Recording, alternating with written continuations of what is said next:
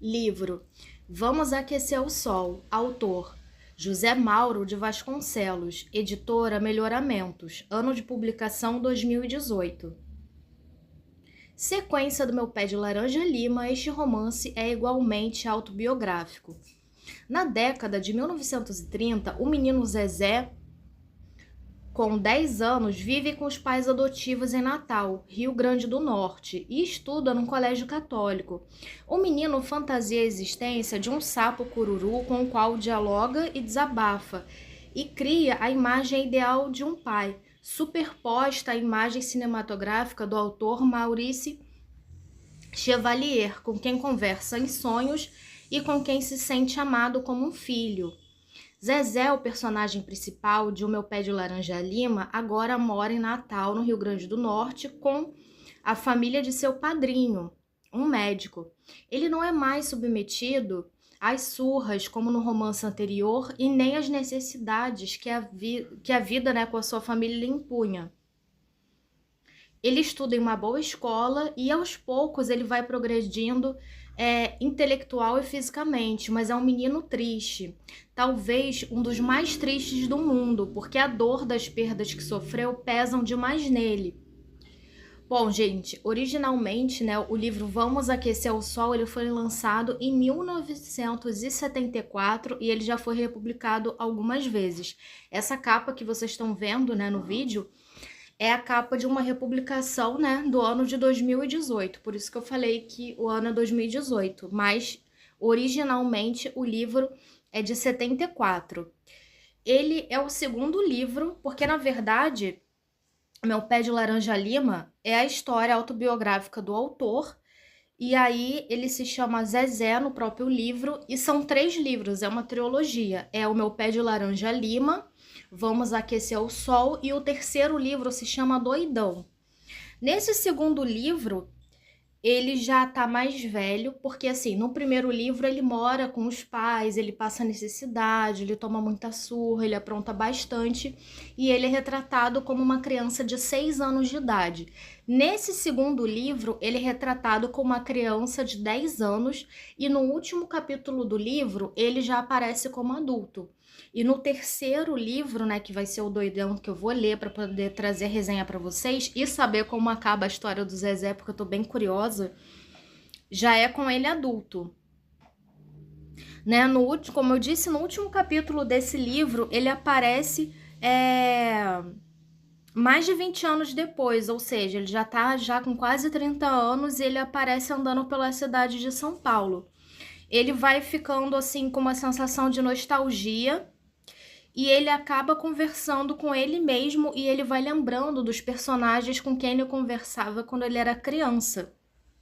E ele acaba se lembrando, né, de como foi a despedida do sapo cururu, que foi um personagem que apareceu para ele quando ele tinha 10 anos.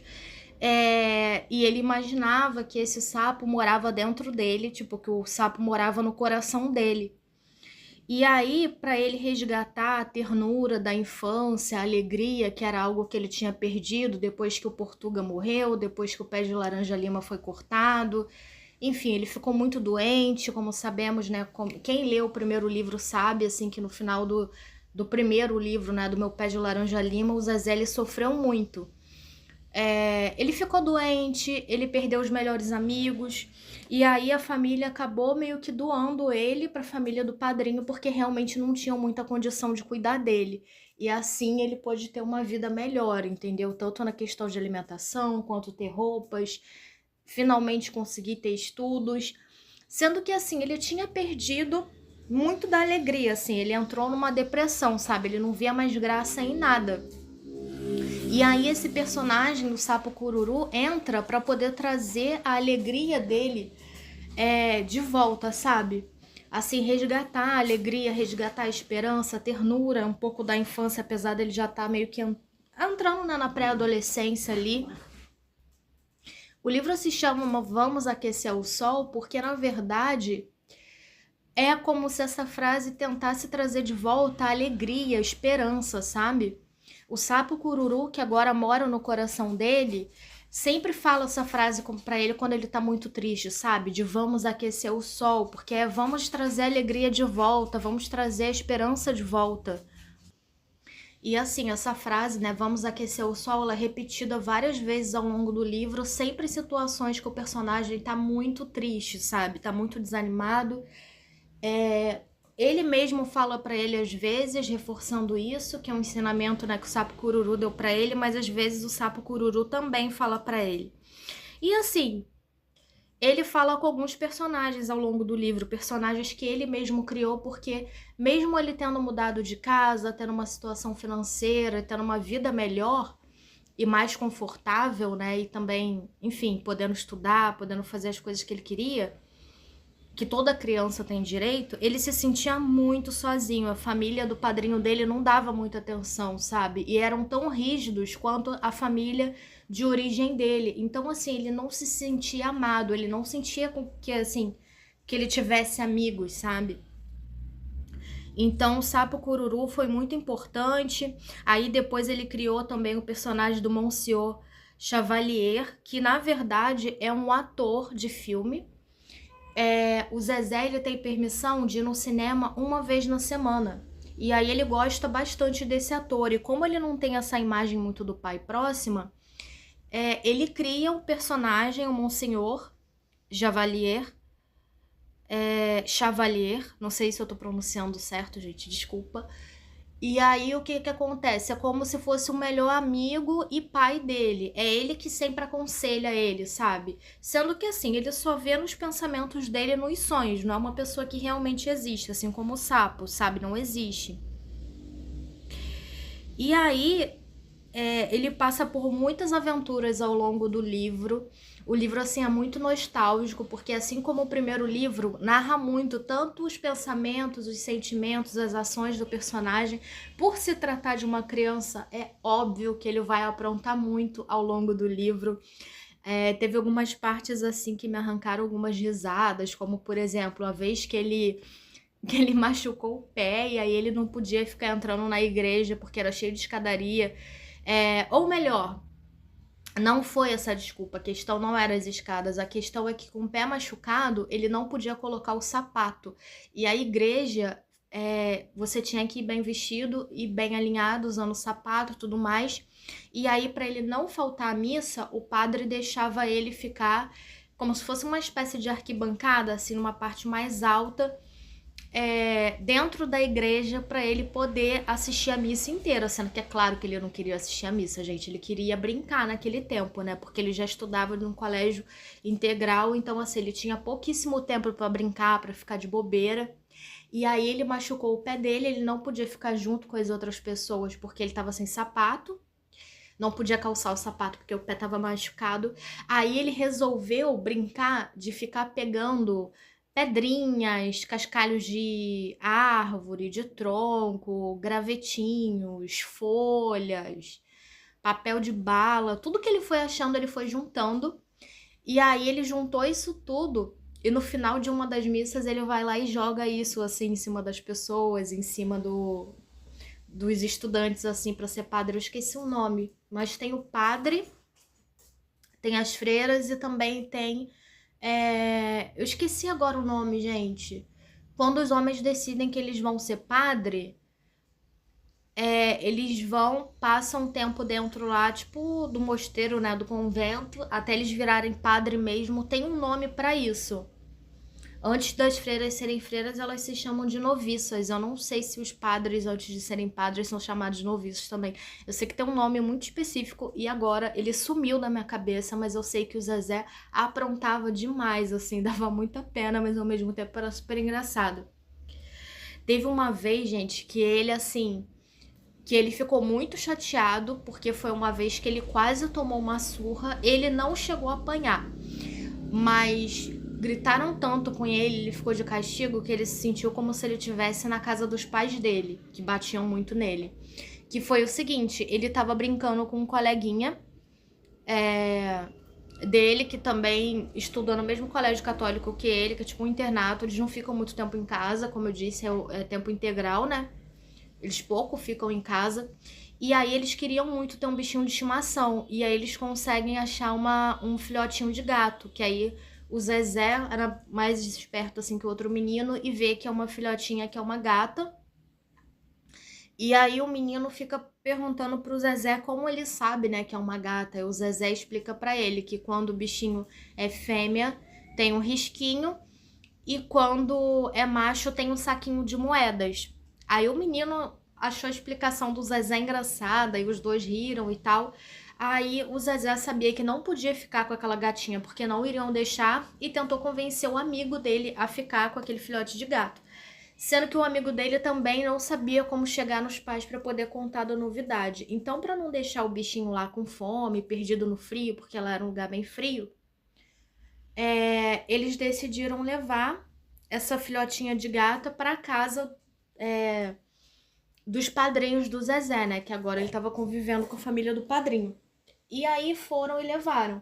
Sendo que não podia deixar a gata no quarto do Zezé, porque senão iriam ver, iriam brigar com ele. E aí eles inventaram de deixar no quarto da empregada, no quarto da Dadá. E aí a Dadá fala que ok, que vai deixar um espacinho separado pra gatinha, mas assim, que só vai deixar ela lá no quarto se ela não ficar miando, se ela não atrapalhar o sono dela, e que não vai ser pra sempre, que eles vão ter que tirar de lá, entendeu? Que vai ser só naquele momento. Aí eles vão, aceitam, e aí o Zezé vai e leva a filhotinha de gato pro quarto da Dadá. Sendo que aí nisso, gente, no dia seguinte, quando ele vai buscar o filhotinho de gato, e a Dadá também acaba entrando no quarto nesse momento, chega o padrinho dele. E quando o padrinho dele chega no quarto da empregada para poder falar alguma coisa com ela, dar um recado, enfim, ele vai lá para poder falar com ela e aí ele dá de cara com o Zezé no quarto com ela. Então, assim, ele acabou maldando e pensando várias coisas assim, acusando o menino, sabe, de ações libidinosas, digamos assim, sendo que o menino não tinha maldade nenhuma, gente. O Zezé, ele é muito puro, apesar dele ser já um garoto, né, de 10 anos, ele não tem esse tipo de pensamento avançado, ele não é uma criança avançada, ele é uma criança no tempo dele. Então, assim, ele gosta muito de brincar, tanto que ele não fala em namoro, essa coisa de tipo assim, dele sentir atração e pensar em namoro e pensar em casamento e tal, já é já mais pro final do livro, depois que ele passa dos 15 anos, mas até então ele é realmente uma criança. E aí ele foi acusado de um monte de coisa. E foi uma cena assim muito triste, sabe? Ele chora muito, porque novamente ele estava sendo acusado de coisas que ele não tinha feito. É claro que ao longo do livro ele também apronta, né, gente? Porque como sabemos, o Zezé não é nenhum santo. Para vocês terem noção, tem uma vizinha que mora do lado da casa deles, que ela tem um quintal enorme e tem vários pés de planta, assim, de árvores frutíferas, sendo que ela deixa as frutas ficarem caindo no chão, assim, de apodrecer. E ela não dá as frutas para ninguém. E as frutas são muito grandes, são cheirosas. Então, assim, todo mundo que passa de frente para casa dela sempre fica com aquele desejo de comer um dia aquelas frutas, sendo que ela não dá para ninguém. Ela só recolhe o que ela mesma vai comer com a família e o restante ela deixa jogado no quintal e ninguém pode pegar. Aí o Zezé se cansa disso e resolve começar a pular o muro e ir pegar, entendeu? Ele pega um monte de manga, depois ele pega um monte de goiaba, ele leva para casa.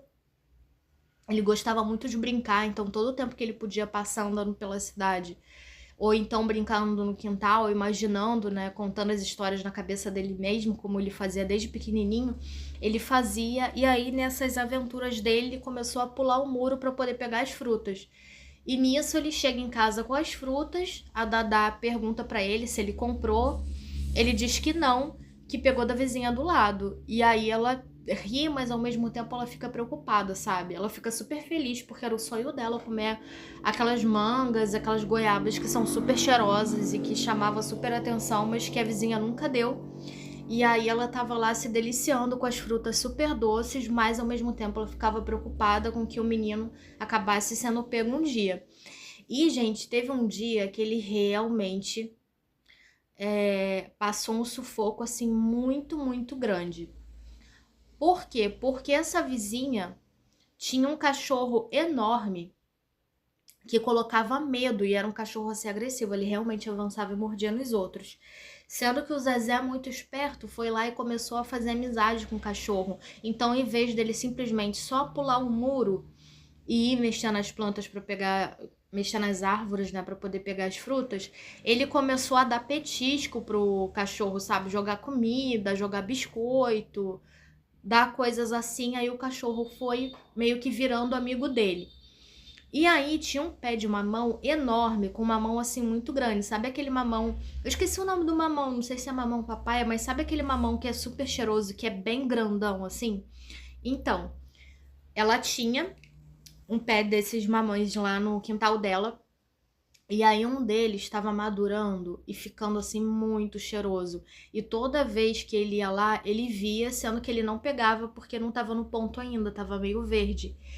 E ele via também que essa vizinha dele estava super apaixonada e assim, ela ia, ela subia numa escada e ficava medindo a fruta para ver o quanto essa fruta estava crescendo. E vocês acreditam que ele arquitetou todo um plano e conseguiu roubar esse mamão da vizinha? Nossa, gente, vocês não têm noção. A vizinha passou dias vigiando o quintal dela, mais do que ela já vigiava, porque ela ficou revoltadíssima de terem roubado uma mamão dela, que é uma fruta que ela não deixou, que ela não pegou antes para madurar no cesto, porque ela realmente queria que madurasse na árvore. E não satisfeito de ter pego esse mamão dela, ele foi juntando todas as cascas de pedaço por pedaço de mamão que ele ia comendo, porque era uma mamão grande, e depois levou todas essas cascas e colocou no pé do mamoeiro. Ou seja, a vizinha ficou mais revoltada ainda. Ele aprontou muito mais outras coisas também. Ele acabou sendo pego e aí ele teve que... Olha só que engraçado, gente. Ele teve que escrever 1000 vezes uma frase para ele parar de ser tão arteiro. E aí o padre falou assim, nossa, agora você vai ter que escrever 1000 vezes uma frase. Fala uma frase que você não gosta. E aí ele pegou e pensou assim, eu vou falar uma frase que eu gosto, na cabeça dele pensando, eu vou falar uma frase que eu gosto, porque aí eu vou ter que escrever ela várias vezes e eu não vou ficar tão entediado. Aí ele pegou e falou assim, ouviram do Ipiranga, porque ele achava essa parte do hino engraçada e ele fala que é um dos hinos preferidos dele. Ele falando com ele mesmo, né, mas o padre não sabia disso. Aí o padre falou assim, nossa, então por que você escolheu o nosso hino nacional, o que é uma falta de respeito, porque você já está sendo penalizado exatamente por ser um garoto arteiro, você não vai escrever só ouviram do Ipiranga. Aí ele teve que escrever ouviram do Ipiranga, mas, né, tenho que aprender a me comportar, algo assim, sabe? Ou tenho que deixar de ser um moleque levado, um moleque arteiro, alguma coisa assim. Eu sei que a frase ficou gigante. E, gente, ele se arrependeu amargamente de ter escolhido essa frase.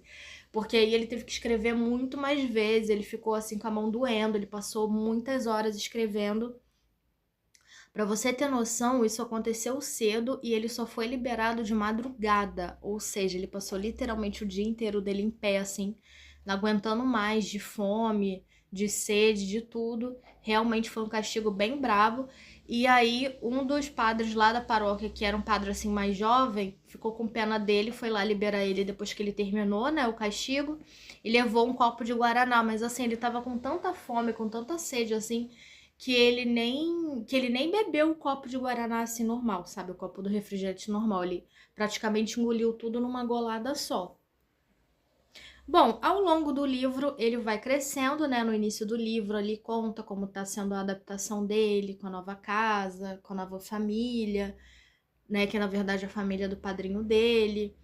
Aí ele tá com 10 anos, aí ao longo do livro ele vai ficando mais velho. Quando ele chega aos 15 anos, ele começa a ter um olhar diferente para as meninas, e aí ele chega a se apaixonar por uma menina, sendo que é uma menina de uma família rica que mora assim na rua da casa dele, mas ele nunca viu ela porque ela tava também num colégio interno, será que era outro colégio?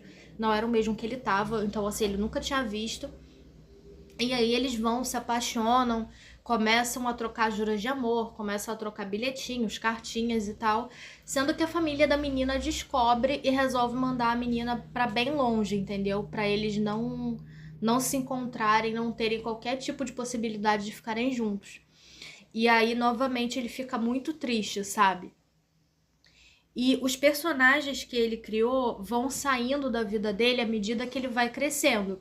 O sapo cururu sai da vida dele a partir do momento que ele começa a falar que ele é um homem e que ele tá grande. Depois dos 15 anos dele, ele começa a beber escondido, ele começa a andar com carteira de cigarro, escondido também, sabe? Ele não fica fumando na frente da família e tal, porque ele sabe que ele tomaria uma bronca, mas na frente das outras pessoas, para mostrar o quanto ele já era adulto, o quanto ele já era um homem, ele fazia isso. E com certeza isso também acabou impulsionando, né, que a família da menina por quem ele era apaixonado também afastassem os dois. Aí o sapo cururu sai nessa fase na vida dele, tem a despedida, é muito emocionante. E aí depois, quando ele tá mais velho e que ele se apaixona de verdade, é que ele relembra todas as pessoas que ele gostou. No caso, conta a história de 3 meninas que ele se apaixonou, de uma menina bem magrela, depois de uma menina bem gordinha e por último a Dolores, que foi realmente a mulher assim que ele fala que se apaixonou e que queria ter uma vida com ela e também não pode ficar com ela. E aí é nesse momento que o ator, né, que ele imagina na cabeça dele que é pai dele, se despede dele em sonho, falando que agora ele já era um homem e que ele já estava na fase de começar a enfrentar a vida sozinho. E a despedida também é muito emocionante. E vocês não adivinham o que acontece depois disso, gente. É muito impressionante porque ele teve todas essas despedidas por sonho, né, dos personagens que ele mesmo criou. E já no finalzinho do livro, ele acaba tendo a possibilidade, né? Ele conseguiu ir numa peça de teatro com um ator que ele imaginava que era o pai dele, que ele ficava imaginando. E aí, depois de ter passado todos aqueles anos conversando com aquele ator que ele não conhecia de verdade, que era só uma coisa da imaginação dele, foi muito emocionante para ele ver aquele homem pessoalmente. E ele se sentiu muito envergonhado e ao mesmo tempo emocionado, sabe, nesse momento. Assim, o livro é cheio de histórias. De tempo em tempo fica retornando as emoções do antigo Zezé, porque é realmente uma transformação, sabe? Ele passa ali por muitas fases. Quem acompanha desde o primeiro livro sabe, né, que a gente acompanhou basicamente a vida inteira. Basicamente não, a gente literalmente acompanhou a vida inteira do Zezé, então assim, é muito emocionante, porque a gente vai vendo ele recordando algumas passagens do primeiro livro, né, do Meu Pé de Laranja Lima, que é um livro muito emocionante, e você fica realmente totalmente nostálgico. Até as brincadeiras, a forma de pensar, a forma como ele interage, você vê essa coisa infantil, essa coisa inocente de criança, a forma como ele fica nervoso quando ele vai ser chamado a atenção, quando ele inventa de fazer besteira e tudo mais, e a gente acaba recordando muito da nossa própria infância, sabe? Então, assim, é um livro muito nostálgico e que mexe muito com o nosso emocional, fora que é de um carisma gigante. Quando você vê, você já tá super apegado aos personagens, e como é um livro que tem continuação, quando você chega para poder ler esse segundo livro, você já meio que conhece os personagens, né? Principalmente o Zezé, que é o personagem principal. Então, assim, é uma coisa muito mais próxima, sabe? É impressionante como esse autor, ele tem essa capacidade de aproximar tanto o leitor do personagem que você cria um carinho, assim, imenso por ele, sabe? Eu li, assim, o final, né, do segundo livro feliz por ter tido essa oportunidade, mas ao mesmo tempo, assim, um pouco triste, sabe? Principalmente com os momentos de despedida, porque eu fiquei lembrando de mim mesma, sabe? Naquelas idades. Recentemente, teve a despedida do meu sobrinho no colégio, a formatura no final do ano. E aí eu me emocionei, eu chorei bastante na formatura dele, porque eu fiquei pensando assim, caramba, meu sobrinho não é mais tão criancinha assim, né? E o meu sobrinho, ele tem a idade do Zezé, ele tem 10 anos, de fazer 11. E aí eu fiquei pensando assim, caramba, ele já não é mais tão neném assim, ele já é um pré-adolescente. E outra coisa também que me deixou emocionada, que me deixou bem reflexiva, porque eu fiquei lembrando da minha própria formatura e fiquei lembrando das professoras que eu tive e ao mesmo tempo fiquei com aquele mix assim de sentimento de caramba, meu sobrinho tá crescendo muito rápido, com eu também já passei por essa fase e talvez ele não saiba. Ele tá todo feliz, né? Porque agora mudou de colégio e tudo mais, né? Mas talvez ele não saiba o quanto isso é triste e ele só caia a ficha do que é realmente se despedir dos professores e pessoal do colégio que está acostumado e dos amigos, quando ele já tiver passado, sei lá, 1 ano, 2 anos, ele sentir saudade de todas aquelas pessoas, né? Eu acho que o baque maior dele é realmente entrar no novo colégio e ter as primeiras aulas e ver que um ambiente é diferente, professores diferentes, pessoas diferentes, mas é aquilo, faz parte da vida. A vida ela vai seguindo novos ciclos e cabe a nós nos adaptarmos, sabe, a cada momento. E o livro ele também fala muito disso. Eu tô com bastante expectativa boa pro último livro. Eu já dei uma pesquisada, eu já achei ele e em breve trarei pra gente poder saber como foi a vida adulta do Zezé. Bom, eu espero que vocês tenham gostado do vídeo de hoje. Não esquece de dar like, compartilhar com amigo, amiga que gosta desse tipo de conteúdo, tá bom? E se inscrever no meu canal, porque eu atualizo 3 vezes na semana. Eu sempre publico uma biografia e 2 livros. É isso, boa leitura e até o próximo vídeo.